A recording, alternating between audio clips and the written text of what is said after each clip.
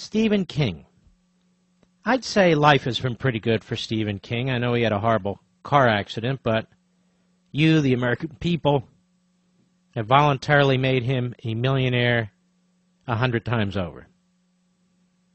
You've bought an enormous number of his books. You've seen movies based on his books. The American dream, right? And you would think somebody who has so benefited from this magnificent country and the American dream would appreciate it a little bit more than this jerk. Cut one, go. I don't want to sound like an ad, a public service ad on TV, but the fact is that if you can read, you can walk into a job later on. If you don't, then you got the Army, Iraq, I don't know, something like that. It's not as bright, so that's my little commercial for that. That's his little commercial for what? We want to thank Newsbusters for finding this. He's talking to high school students, and he's putting down the people who volunteer to join the military.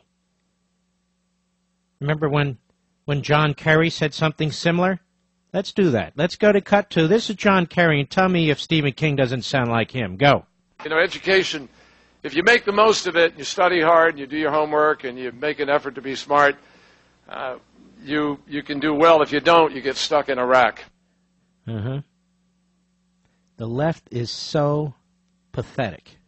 So pathetic. Stephen King, let me ask you a question, you jerk. What have you done for your country? I'll never buy another one of your books or see another one of your movies. I'm not leading a boycott. But this is my little way of standing up for our armed forces and the people who volunteer and join them. Stephen King, you're a rat. You're a rat fink.